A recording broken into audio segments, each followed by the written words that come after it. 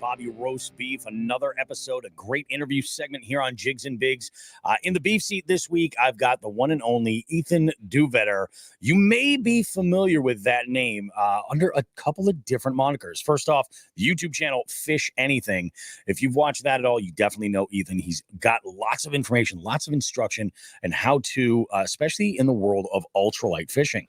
But also, Ethan is the owner of Mule Fishing, a very cutting-edge, domestic, ultralight tackle company with all kinds of great accessories and baits that can help you catch a variety, a virtual buffet of species, to be perfectly honest. Ethan, welcome to the show, buddy. Thanks for being on. We appreciate you.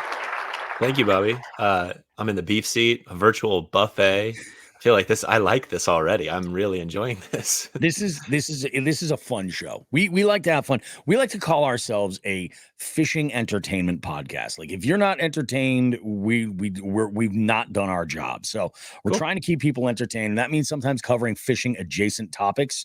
We're going to get to some of those today. But getting into it, you've got a history with fishing. You've been fishing for a long time. You're based in Michigan. And let's be honest. Michigan is one of the fishiest northern areas of the country. In my opinion, it's out of this world. So walk us through the story. I'm a sucker for an origin story.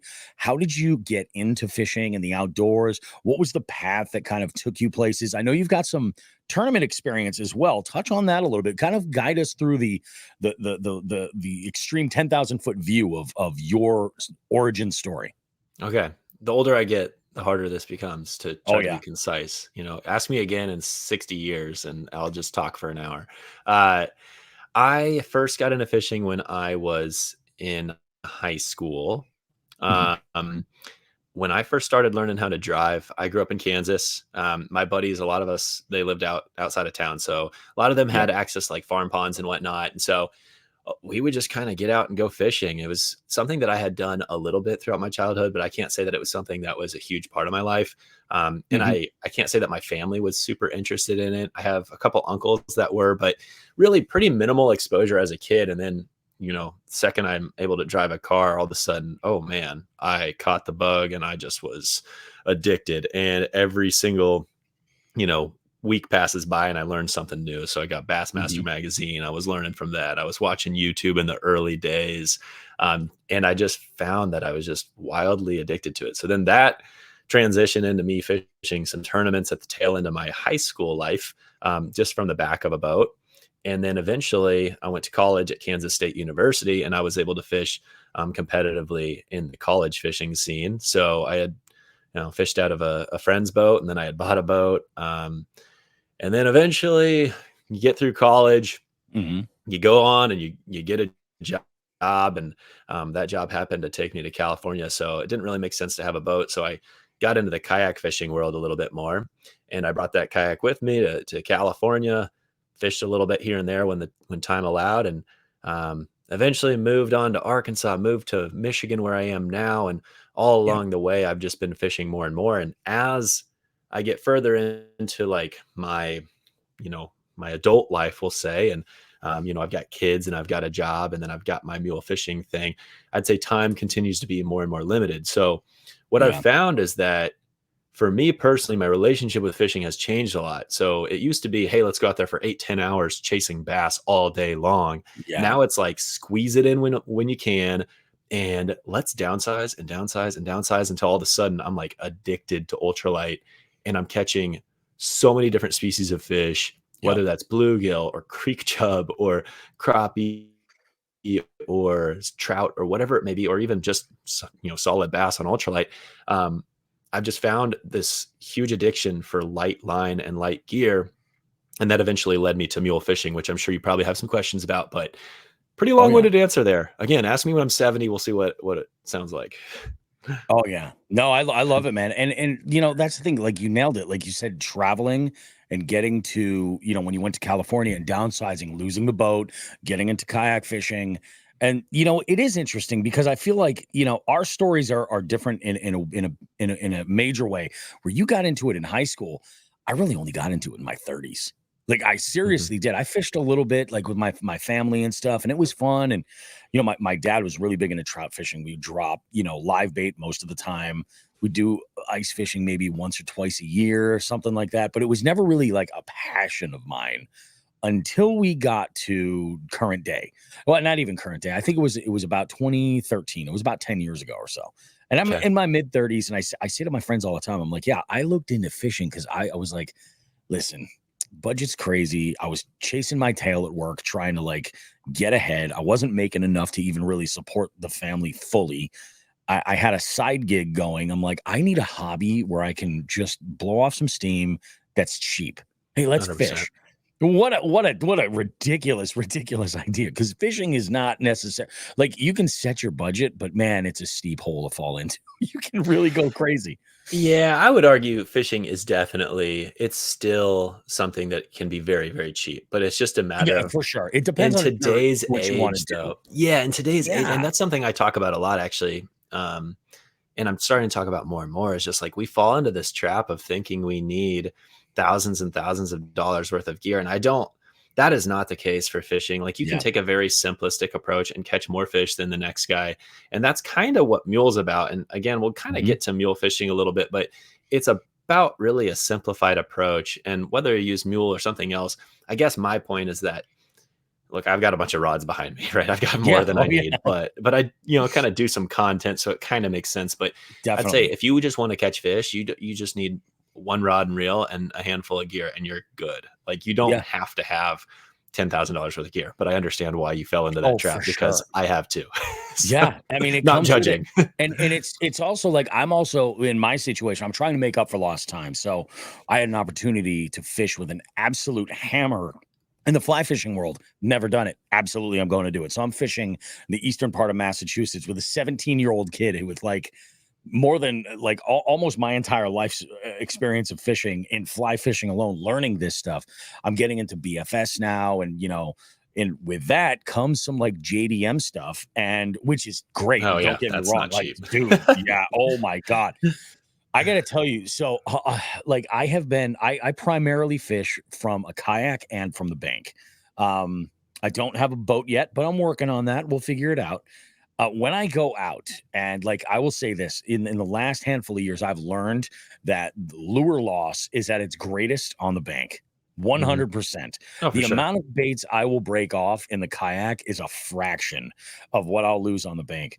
But when I'm throwing around like the micro chatterbaits that are costing me $15 a piece, and I break off two, I Mhm. almost break down in tears. I'm like, come on, we got all right. Let's pack it Mhm. up. Let's move on.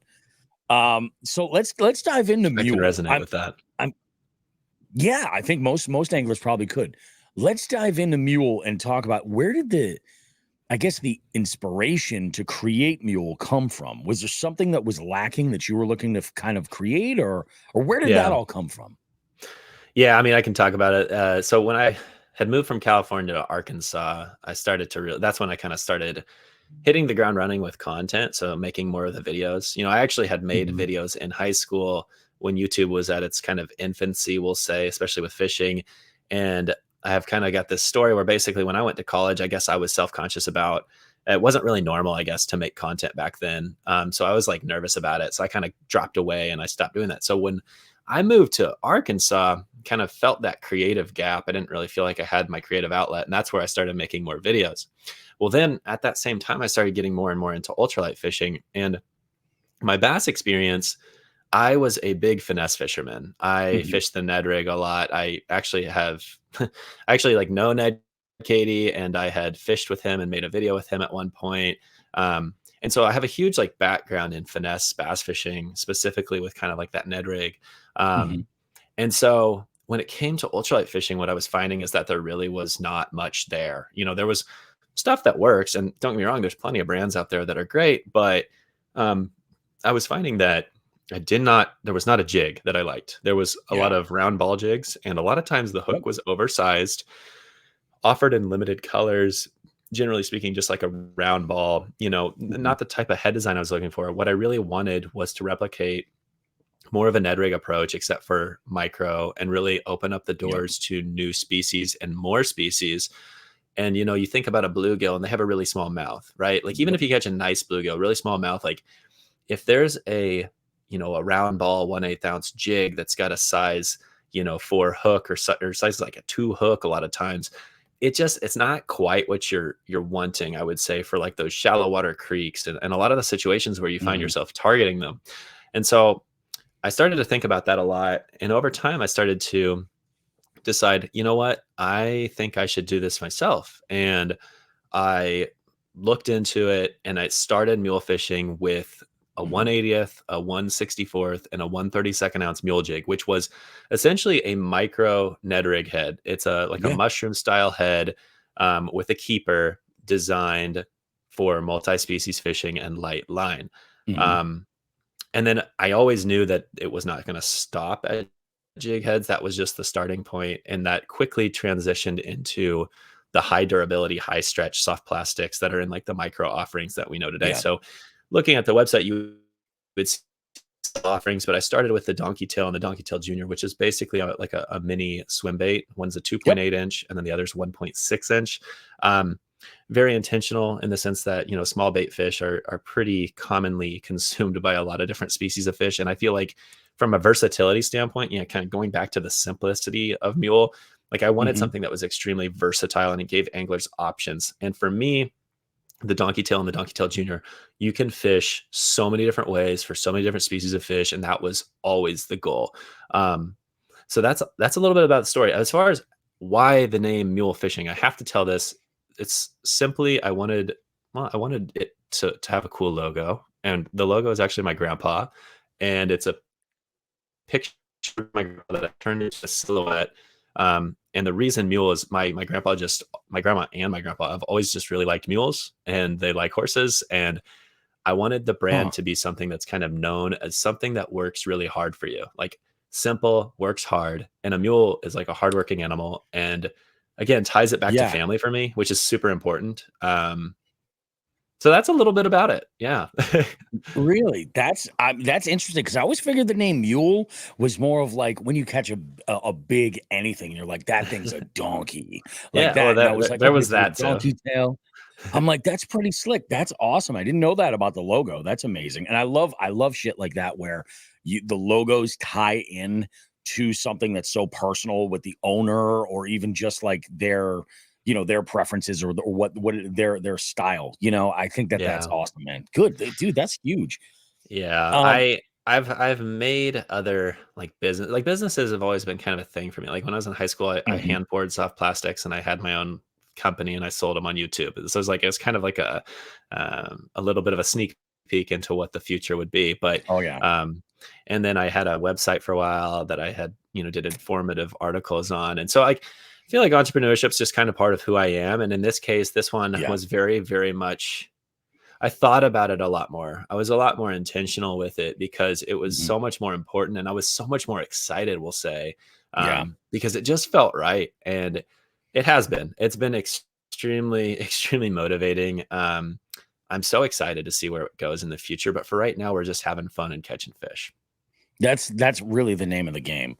So I'm gonna tell you a big thing that I got the Mule website up here so that we can kind of go through and take a look at it. One of the reasons why I kind of discovered mule, or I should say how I discovered mule fishing, was a major one was Ramon. Ramon Outdoors. He is a huge proponent of a lot of your products. The other one being aggressively average anglers. Hmm. Both Paul and Jeff actually, when you released that tackle box, the double sided micro tackle box, I was like, that I need this. This makes all the sense in the world. Getting into a lot of this lightweight stuff, and so I got into this through them. But a big reason was I was looking for products so that I could. Well, one of the things with Jigs and Bigs that we do is we organize a nationwide multi-species scavenger hunt tournament. It's an online Mm, tournament, CPR, and we've got 22 or 23 different species. That list is going to start to grow more and more, but generally these are like the species that would be most popular around the vast majority of the country so that the sure. majority of folks can compete here. But like if you're in South Florida where you've got really unique ecosystem, it's probably not going to line up. So like you earn a point per species that you get. So we've got, blue cat, bowfin, brook trout, brown trout, bullhead catfish, carp, channel cats, crappie, flatheads, lake trout, largemouth and spotted bass, pike and muskie, pickerel, rainbow trout, rock bass, smallmouth, snakehead, sunfish, tiger trout, walleye and sauger, white perch, and yellow perch. And last year, I found myself taking the early ends of the month, like especially like in the summer, it kind of dawned on me. I would go out and I would throw like a beetle spin. You know what I mean? Yep. On my lightest bass rod, it was a 7.3 medium light, and it's great spinning combo. I love that rod. That rod I generally use for drop shot most of the time. But when I was just searching like some of these big grassy flats, and I was up real shallow water looking for rock bass and yellow perch, and targeting areas where I knew that I could find them, where I was actually like literally seeing them, I was throwing these around, and I realized like I'd get a little carpal tunnel holding that spinning rod for the entire day. And just constantly working it. So this is where I got into BFS, just as a way to kind of like guide myself, or kind of like, make things a little bit easier for myself. And it works great. And I discovered the Bronco blade. And I think the Bronco blade has been, for me, huge. And I probably shouldn't talk about it the way I do, because I enter these tournaments as well. But I'll tell you, it is really nice to have the color options that throws out there, and the ability to pair it with something as heavy as that 1/8 ounce workhorse jig, or something as light as a 1/32 ounce mule jig. And it's been awesome. So thank you for that. I have one right here. Yeah, that's the exact setup. It's on a BFS. It's sitting right here next to me. So I like that setup, especially for BFS, just kind of like a micro spinnerbait that kind of opens up the doors for numerous species. So I'm happy you're liking it. I appreciate the nice words. It is really, really fantastic. Between that and just the workhorse jig. And again, I appreciate the workhorse jig in a major way, because we're a lead-free state. So I say lead-free state, like there's 6 states. I think last I checked, there were 6 states in the country that had various lead rules that you had to follow. And in Massachusetts, it's a little bit weird. Like, you can't have anything under an ounce that's lead, but it's okay if it's got a blade. So like a bladed jig is fine, a spinnerbait is fine, things like that are okay. But if it's a swim jig, I can't use something like that. It's just it's absolutely nuts. So targeting these smaller species and throwing around some tungsten is always a good thing. So I appreciate that. But the tournament, we just kicked off our first month this week. Last Monday kicked it off, our April tournament, and it's been absolutely insane. I'm not at the top of the leaderboard, but I'm definitely not down at the bottom, and most of that comes thanks to mule fishing. So, Bobby, can you give the folks a reminder on how to get entered into all that? How to what? What's that? How to get entered into that, and how to do that for the year? Because I personally I would like to know, and I feel like a reminder for some of the listeners would be good too. Oh yeah, absolutely, man. It's so the event, the tournament happens on Fishing Chaos, the Fishing Chaos app. Okay. You can just search Jigs and Bigs there, and you'll see the published events will pop up there, and each month they'll show up. It's available at jigsandbigs.com and the tournaments. And if you're on any of our socials, like especially like on Instagram, we have a link tree right over there. Click on that. Registration runs, and it's open. Registration will only end on the 8th. We usually give that first week for folks to be able to enter, and we try to do 2 weeks before that month begins. So you have like a 3-week window in total to enter. It's a $30 entry. And it follows a lot. It's kind of modeled a lot off of like some of the KBF rules as far as like measuring fish and all that stuff, typical CPR stuff. This is a tournament where we're basically trying to educate like folks on how CPR works and all this stuff. So we get a lot of newbies that jump in here, and we appreciate them for doing it, because this is a great kind of fun, engaging way to learn how to compete. Even if like I don't consider myself a competitive angler at all. I'm a weekend warrior. I like to just go out and have fun. It doesn't matter. But to me, this works on 2 ways. It sort of like gamifies my fishing. So now I'm Yeah, like, okay, so let me figure. I'm looking for a bowfin. I've got to find these are the for bodies of sure. water, and it's a little bit of detective work that goes on there. But the other end of it, and this is really unique to me, is I feel like this is me being able to actually be fishing and engaging with the listeners of the show, which I think is the best. That's for Yeah. me. That's what it's all about. I think it's super cool. I'll have to look into it personally. I feel like these days I'm not fishing as much as I want to, but I think things are starting to pick up thankfully as we enter spring. But um yeah, that's a really cool way. I definitely agree with like gamifying fishing can be a lot of Oh fun. yeah, For me personally, it's like I had so much time spent focused heavily on bass that now like a huge focus for me is just becoming the best multi-species fisherman that I can possibly yeah. be. And when you allow yourself to kind of go back to your comfort zone. Oh, I'm going to go chase bluegill. I'm going to chase crappie. That's Mhm. fine. And it's really fun. But when you kind of like give yourself a reason to get out of your comfort zone and say, Yep. I really want to figure out this yellow perch, or I really want to catch a bowfin, it makes you a better angler as a whole. And Mhm. in turn, I'm a huge believer that if you understand the entire ecosystem you fish and the different species within it, you will become a better fisherman of any one species. Oh, I If you agree. want to be better at bass fishing, you should understand bluegill. You should understand how those shad interact in the water. You should understand the northern pike or the perch or whatever you Mhm. may have in your local waters. I think understanding the entire environment and the ecosystem positions you so much better for any one species. Yeah, I agree wholeheartedly. And one of the things that I love, and maybe it's a little sadistic on my part, but we have a guy who's competed now for like this, I think all of last year, and he's still into it now. And he likes to say all the time, he goes, there is nothing more entertaining than when you get to that last week of the month and you're like, I need a rock bass so bad. I need a rock bass. I'm missing this point. I'll give you a little bit of a story. There was an instance where myself and we just had one of our co-hosts had just left the show, Sean the Fisherman, great dude, educated me so much, and a lot of our listeners too. He brought a ton of experience to the show. This was in the like last September. I think it was September's tournament, and we both needed a crappie. We both needed a crappie, and Mm, crappie for me have always been one of those species that were absolutely bycatch.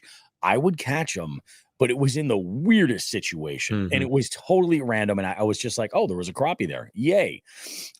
He has a little bit of a different situation. He's got all this experience. So he's like, I know that there's this good population here, here, here, here, and here.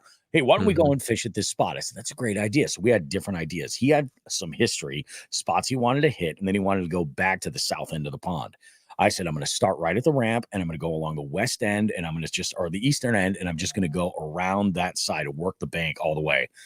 And I was just going through bluegill. I'd catch the occasional rainbow trout. I'd catch a chain pickerel here and there, a bunch of dink bass, throwing super, super finesse. And this is when like that carpal tunnel, I'm like, okay, I got to look into one of these BFS combos. I just have to take Mm. the leap. So I'm making my way around it. We cross about a little like I made some pretty good time getting down the bank. And we cross at one point. I'm like, how's it going? He says, oh, nothing. Nothing yet. He's like, just a bunch of like dink bass. I was like, oh, well, I'm catching a bunch of bluegill. I'm just filtering through them till I get one. He says, all right, cool. So we go along our way and everything's good. I'm fishing this edge of lily pads that come out off of these docks. Mhm. There's a few houses there, and I'm right at the edge, and I'm just running this little beetle spin outside, and just gets hammered. I'm like, all right, cool. What do we have? It was a black crappie. I'm like, this Nice. is beautiful. I snap my photo. Everything's good. As Bobby Roast Beef likes to do after I measure my fish, put it back in the net, and then I'll take it back out and take a selfie with it so that I can use it for Instagram or whatever. I go and I text Sean and I text him that selfie, and I hear in the background, "You whore!" Like he's all the way down the other end. He's just like, oh, and it's just great because that like little internal competition between buddies, it's just unbelievable. We had such a good time with it. Um, yeah, man, it is. It So is did he ever catch one? So you won. not that You one. beat him. With that one, I did. I've lost way more times than I've won, so I got to relish those Well, there moments you when they go. come up. Yeah, you darn right you do. For sure. It's the little wins, but it was a good one. And it's true. It's like you get to that last end of the month and you're like, wow, I've really neglected. I gotta track down a yellow perch. I've got to figure this out. And I have learned also to just fish. But Mhm. my strategy that I've brought to, and I even said this morning, I went live kind of hyping up this interview. I went live on Instagram and I was just like, when I go out and I'm fishing, one of the things that Sean specifically had sort of instilled in me was just don't plan so much. There's some Mhm. things you do kind of need to plan for. Like if I'm going to go out and target carp, it's a different thing. Yeah. Same, Yeah, for same thing. sure. Like you can catch those fish on the most random things, but he goes, by and large, just go fishing and do what it is that you do. And what I've noticed is if I just take and spend time looking at the bodies of water, figuring out what the fish population is actually like, and then I go and take the methods that I like to fish, those presentations, but maybe just downsize them a bit, it opens up the diversity that I'll be catching. Like Mm. I've been catching trout on swim baits like you would not believe. Like That is little I've done swim that bait. before, actually. Yeah, like It's fun. yeah, that is fun. No, I totally agree with all that. Doing the whole YouTube thing, I Mhm. think depending on where you're at with it, like some people kind of, sometimes ask about making videos and that sort of thing. And I think it's great. Like if Yep. you need a creative outlet and you want to do it, that's great. But for me, I think when it comes to YouTube, it's like you find yourself early on putting a lot of pressure on what you're doing, and for Definitely. you try to think like, oh well, what do I want to video, or what video do I want to make? And I still do this, right? Like I'm guilty, but at the same time, what I've found is that it's not very fun to make videos if you put too Mhm. much pressure on doing a specific thing. It's a lot more fun to make videos when you just kind of embrace what's going to happen and just go fishing. And the same Yeah. thing I would say applies to like to tournament fishing. Like anytime I put a ton of pressure on myself, I talked to this to John Dalton at Creek Fishing Adventures about this the other day. Mhm. It's like you put a bunch of pressure on yourself going into a tournament. It usually does not end super well, I would say. Yeah, When you go out there and you just have an open mind and you just go fishing, that is when I perform my best. And again, it's easier said than done, for but I would sure. just say, like, when it comes to fishing, just focus on just enjoying it and embracing what happens. And usually things go pretty smooth. Oh, So, yeah, absolutely, man, and that's the thing. A lot of like, I would say the majority of it is mental. Once you kinda mhm. unlock that and you're There's a not in lot. your Yeah. own head, it's crazy. I had a situation, I was just talking about this, there were 2 different trips, one in the spring and then one in the fall. Both days were just windy as hell. The day in the spring, I embraced it, I just fished it, I dealt with the situation, I actually had a really great day. Mhm. The time in the fall was a different animal. I was too much in my own head. I wasn't thinking clearly, and I fished like garbage. I think I got like, and this is no BS, man. I think that day I got over 50 bites, but I landed 0 fish. Hmm. It was ridiculous. There was That's a wild. point, yeah, oh, it was terrible. I almost sold the kayak right there, like, just like everything, "Oh, everything must go. Take it," That I'm yeah, gonna that's a start. tough one. I don't know that I've Yeah, ever had that many bites and no this it catches. was So you know what? That's a record though. Like you should probably go down in history for the worst the execution of worst fisherman, yeah, one. 100%. I was surrounded with because it was a big, like, camp out, like, a bunch of us all on one lake, and my buddy, my co-host Joe, he's got a really nice skeeter, and him and his wife are on his Hmm, boat, I'm in the kayak, and, like, these are, like, 25 mile an hour, like, winds. It was hmm, ridiculously that's bad. brutal. And, I'm trying to make the best of it. I'm trying to make the best of it. And I couldn't downsize so enough because it was deep and I could only cast so far with these Sure. light lures. But again, I was in one of these tournaments and I needed to catch a lot of like random species. So I'd come up on a bunch of yellow perch and I just couldn't get them to bite, or I would get them to bite, but they just wouldn't get the Yeah, hook. The next day, totally different yeah, that's situation. tough though. Totally different situation. Yeah, I feel like The next day, I think I put like wind is 60 in the not boat. fun. Yeah, wind can be a No, real not in the pain in the kayak butt. for sure. In a kayak, but then also Mhm. like light gear. So like you pair those two things Oh, together light gear for sure. plus the pressure. It's like, yeah, I can understand it, but I still think it's funny, and I think Yeah. you should always reflect on that moment. Yeah, it could be. If nothing else, if I would have just applied myself the way that I did when I was in Maine in the spring, dealing with similar wind conditions, it could have been a whole other ballgame. It definitely would have been a Live and you different learn. situation.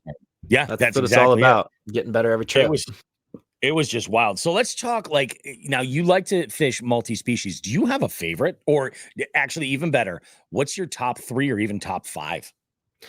My favorite fish tend to change throughout my life. I feel Hmm. like I don't have something that's just like, hey, this is the best.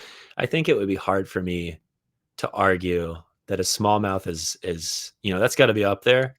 I say that, Yep. but I don't target them as probably as much as I should. And that's just because Hmm. I just kind of go with the flow and I follow my heart and I fish for whatever I want to fish for. So I would just Oh say like yeah. right now, I think crappie are really high on my list. I just think they're really, and eventually I may get burnt out on that a little bit, but they're really high on my list because they're just the way you catch them is so fun. The way they bite is so fun. They suspend, they group up, and with light gear, it can just be such a blast to kind of watch that line drifting through the water and then just see it pop and then set the hook. It's just a very unique for me. And growing up, I crappie fished a little bit, but I can't say that it was a huge thing for me. So right now, Yep. that's a big one. And then just sunfish in general, whether that's a bluegill or like a green sunfish or pumpkin seed, like they're all just Yep. so wonderful. Like if you're just wanting to catch fish and just you've got 30 minutes and grab some 2-pound test or 6-pound braid or Yeah. whatever it may be, and just get out there and toss around a little 1/64 ounce jig and you'll have all the fun in the world. So long-winded way of saying I don't have a favorite fish. I just Yeah. like catching them. That's fair, man. There are days where I'll be just catching bluegill like all over the place, and I'll almost catch myself just like snapping a picture of every cool pattern that I see, and I'm like, this is great all on its own. But then again, if I sink, a hook into a bowfin, I mean, it doesn't. Oh, I those don't are think it such gets cool any better than fish. that, man. They're so fun. Yeah, I could see like I need to catch them more. Like I've caught a few Yeah, bowfin in my life and I think I caught one last year. But I can't say I've found a lot of areas that have a lot of them, but I see them from time to yeah, time and they are such a neat species. And some people don't like them, yeah. which is crazy because they're literally like, if you think about it, like just like that prehistoric, they've been around for a long Oh yeah. time and just a very interesting species.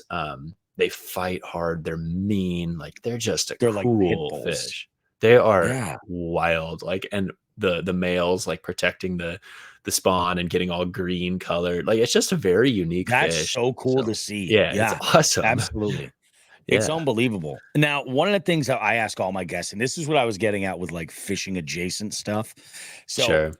my favorite way to go and fish is go. I love the morning bite. Get out at dawn. Get up when sun is up, and you get that transition, and right before the heat of the day, like especially in the summer, that's a good day to just call it and go grab either a late breakfast or an early lunch.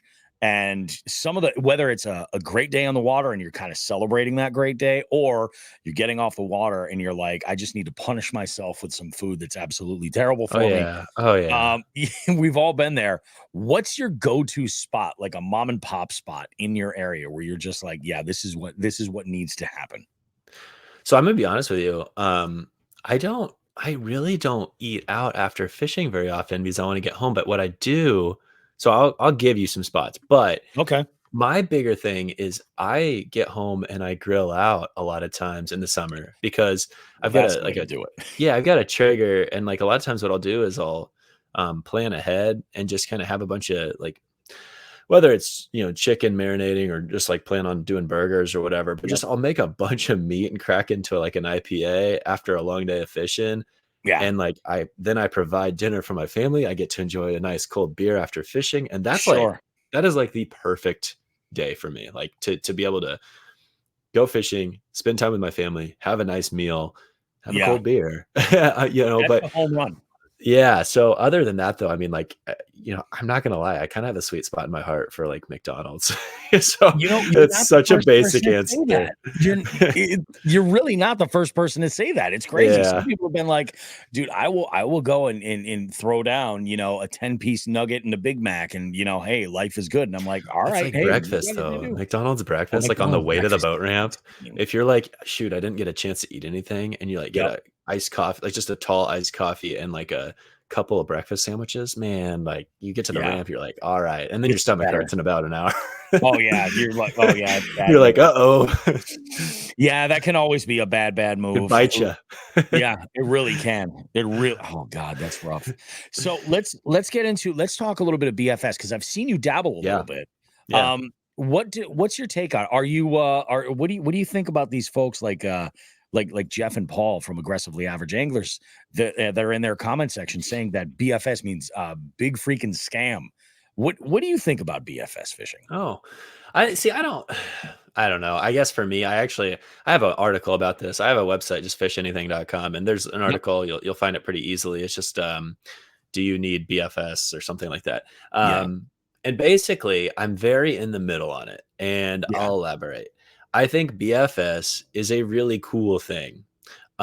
And I think it's very niche though. I don't think Yeah. it's something that's practical and necessary for a lot of anglers. I think it's something that is great for certain types of fishing and certain anglers. So, like for Yeah. you, for example, if you have like if the spinning rod and reel is like uncomfortable for you, and you just find that it's more comfortable and fishable and enjoyable, and and it's like your wrist is more comfortable, then that makes a lot of sense. Yep. But like from a practical standpoint, if you do just fine with a spinning rod, a lot of times there's not like a big use case difference. Yeah. So I think for me, it's like it kind of goes back to consumerism and people feeling a need to buy way more than they need a lot of times. Yep. So I don't need a BFS setup at all. I have Yeah. a BFS reel and a couple rods for it Hmm. solely because it's fun and it's kind of another way of doing this.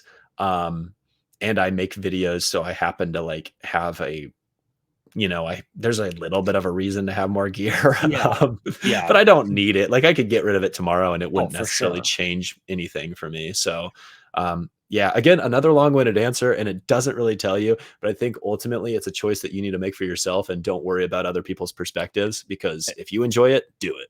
That's exactly what it comes down to. It's like I think the argument that a lot of folks make is they're just like, well, I could do everything with a BFS with a spinning combo, and yes, absolutely you can, but at the same time, like it is a lot of fun. Yeah.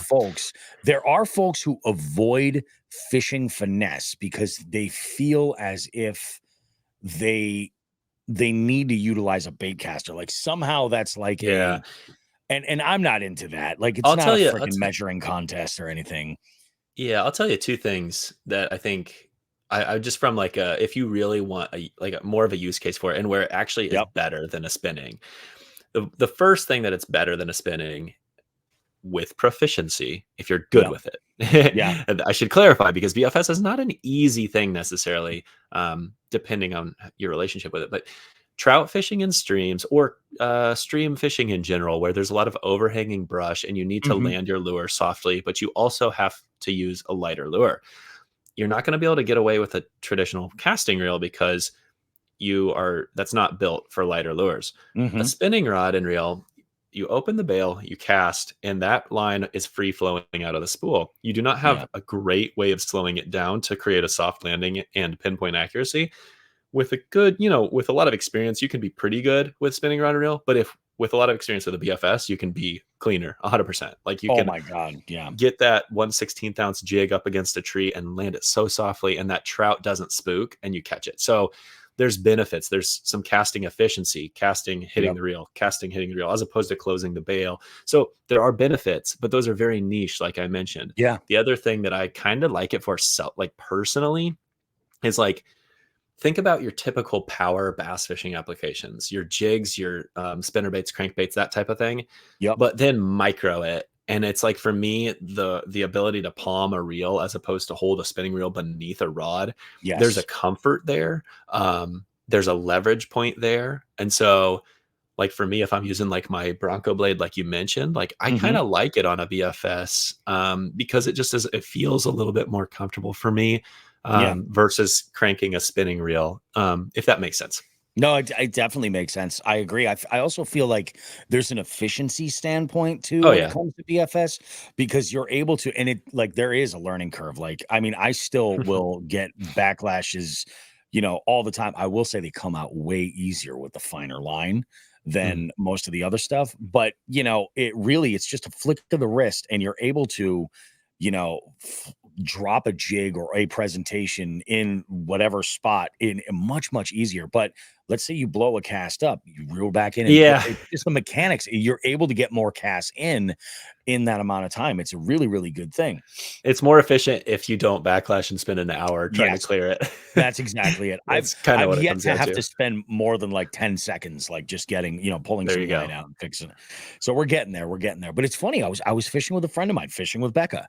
And we went out, we decided we're like, hey, first day of the scavenger hunt, let's go and do this. She's never done anything like this before.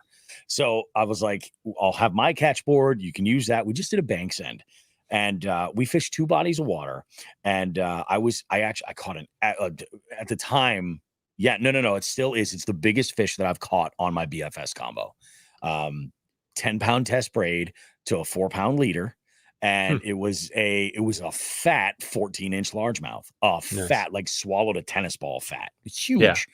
And I take this fish and I had to, where we're fishing was near a dam with a guardrail around it. So I had to boat flip this fish up like 7 feet. So I reel down to it and I flip it. She was amazed. So I take the fish and I walk over to where I've got the board. I'm taking the measurement. She grabs a BFS reel and takes a couple of casts and just line everywhere. Ooh. And I told her, I was like, there's definitely like a learning curve. It took her like 10. I mean, she's a pro. It took her like 2 casts and then she had it down. She's like, I can see where this would be a lot of fun. And I was like, for me, it's like that one rod moving presentation. Like I'm going to bring that. If I'm going to drag, like I'll throw a jig on it. Like I really, really like Kitech makes these The mono small jig. jigs. Yep, that's the mono one. spinning yeah, I've literally got one rigged up with a burrow bug, like a mule fishing burrow bug. Yeah, so I got my hands on some burrow bugs. Ramon gave me a pack, and dude, they're just awesome. So if you like that jig, pair it together. It's like it's just like a perfect little micro craw presentation. That is the kind of thing. Like if you look at the website I was telling you, like the fishanything.com, that BFS article, that is like the thumbnail. That jig on a BFS is like, that's just fun. It's just a fun way to fish. It's freaking unbelievable. I love it, dude. It's and I think that a lot of people get, like, I can remember it must have been like the early to mid 90s. There was a time where every single person that I knew that was into fishing, they were like, oh, you got to get an ultralight rod. You got to get an ultralight rod. You got to have you caught a brook trout on an ultralight? It is out of this world. You got to do it. And everybody I knew with a truck had like a 5'4" Shakespeare ultralight. Yeah. Yeah. There you go. You know what I mean? And don't get me wrong, it's super fun. But when you really look into the ultralight world of what's truly out there, like it's mind blowing. And light tackle is just a blast. I don't think that's something anybody can argue, and it is nice to catch more fish. It really is. It's great to catch giants, but I could be wrong, but I'm pretty sure I am among. I probably have tested as many ultralight rods as anyone. Probably. Could be wrong. There's probably some other crazy people out there too, but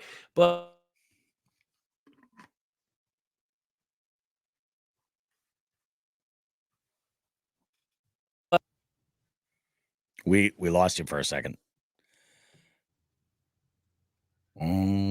Froze for a second. Yeah. We lost you for a second. What was that? You said you probably were the one who had probably tested most ultralight rods. Okay, hold on. Okay.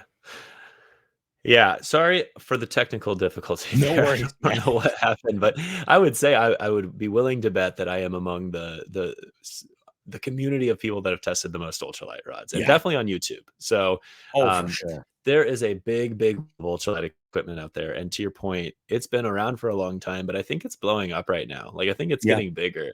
I think there's a new move into it. And that's where it's like BFS is becoming a thing and becoming a big thing, we'll say.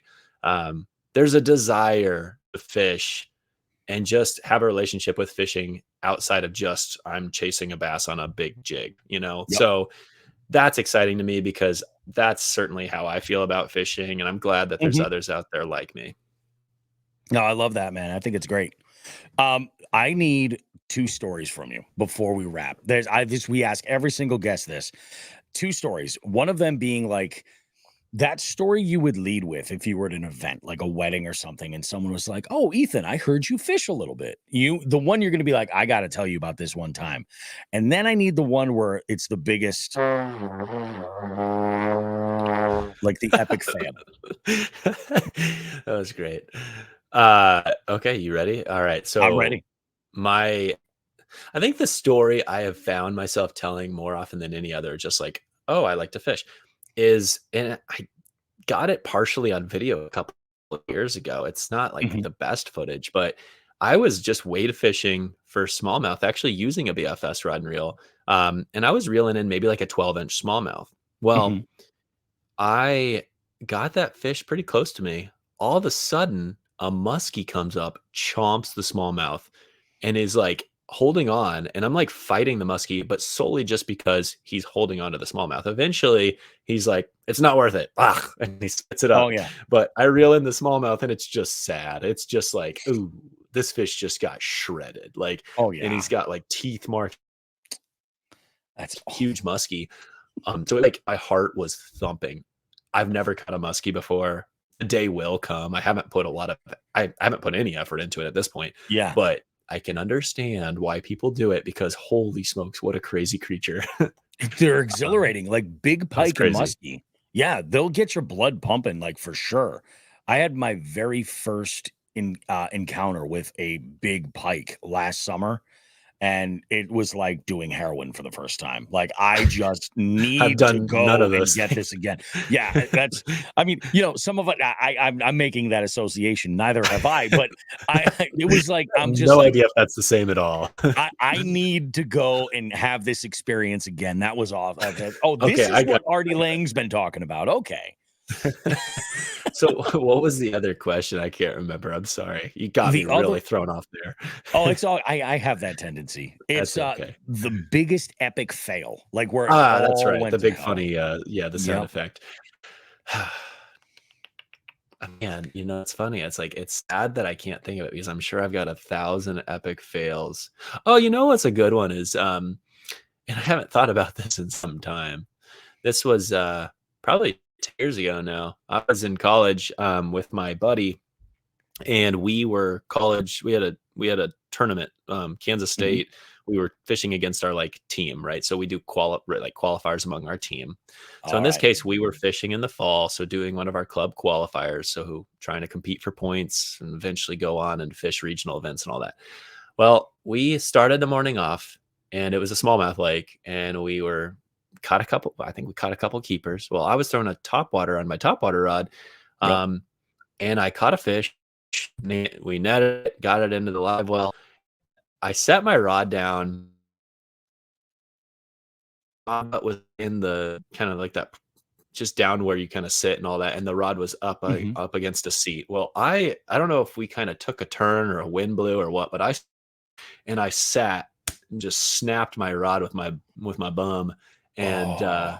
was out my top water rod for the rest of the day, and it was fine. I was able to just kind of use a different rod, but Yep. it was a bummer because that that rod was actually quite special to me because that was like the first bait casting rod.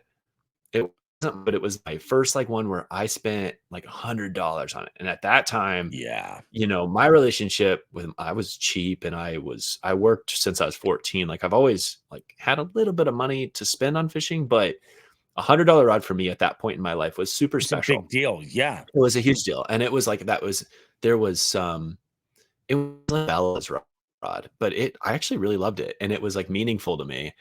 And to snap it with my booty, man, what a fail. It made me sad. So That's I'm actually glad you asked that question because I have not thought about that in a while. It's kind of funny. That is rough. Yeah, we hear a lot about like lost fish. Like, oh yeah, I was going to net this fish for my buddy at this specific. I remember the story specifically about like a bachelor party. They all went fishing, and like this one dude had this huge pike on, and the guy I was interviewing was like, "Yeah, I went to go net him, and I completely flubbed it, and it was like a 40-inch pike, and just took off." And it was the groom, and he was just like, "I am so sorry, dude." And so we hear a lot about that stuff, like broken rods. That can crush you, especially like if it's a presentation where it's like, oh, it was really kind of popping off with that one presentation. I gotta Yeah. make it work now. That's rough. Yeah. Well, I have honestly, I haven't broke as many rods as you would expect, but that was definitely one that I went with. So anyways, Yeah, that's not too bad. I've only ever broken one rod. I set the hook on the biggest stump you've ever seen, and I absolutely cracked this Okuma rod. I mean, I was trying to boat flip this stump. It seemed like it was just bad. It was oh This is man. the worst fishing day ever. Probably the biggest fishing fail ever. I almost killed my friend and I. Um, we're out. We rented a boat in this giant reservoir, and we had breakfast early. Mistakes were made. I had to go back to the ramp to handle some business, and I'm zooming back, and I lost control of what I was doing, and the rudder kicks off to the side, and the front of the boat goes way up. We almost Ooh. landed in like 40 something degree water. It was bad. It was bad. I Ooh. happened to reach up. I had water in I was wearing my glasses at the time. I had water right across this lens, and I was like, "What?" I reach over, and I happen to feel the choke, and I grab it, kills the motor, boom, puts us right down. That Luckiest sounds shit ever. scary. Luckiest shit ever. It's the video's on our Patreon. Like, well, I didn't record the video of it happening, but I did record afterwards, because I can't believe after that happened, that after we got back to the ramp, he wanted to go back out. I was like, "Are you sure?" He's like, "Oh, yeah, Maybe yeah, I'll let's drive go." this. That's it. I told him, I was like, "You want to drive?" He's like, "No, no, no. You go ahead. You got this." I was like, "Okay, I Yeah, suppose." you'll just be idling around, just like That shaking. was pretty much it. Like, oh man, it was ridiculous. It was frightening, Yeah. man. Ethan, this was fantastic, dude. I appreciate you coming on the show, sharing your stories, talking about Mule, talking about Fish Anything. Do yourself a huge favor and promote yourself a little bit. Let folks know where they can follow up with you if they have any other questions, the way to get in touch with you, all that stuff. Thanks for your time and thanks for having. So Fish Anything, just at Fish Anything. I'm on YouTube is really where I spend a lot of my time, and that's kind of my Mhm. main focus. But on Instagram, and like specific questions, recommendations, feedback, you can absolutely DM me. I think I do a pretty darn good job of getting back to anyone that was to reach out. So never reach out. And then as far as mule fishing goes, that's just mulefishing.com, just MULE at fishing.com. I certainly appreciate it. Does a lot. It's kind of a side hustle for me, but I really Yep. do it. I feel like people catch a lot of fish on it, and it seems like everybody's liking it. So, more to come. We'll see what happens in the future. But thanks again for the time today. Dude, that is awesome, man. Thank you so much. We appreciate it. Definitely stay in touch, and do me a favor if you could.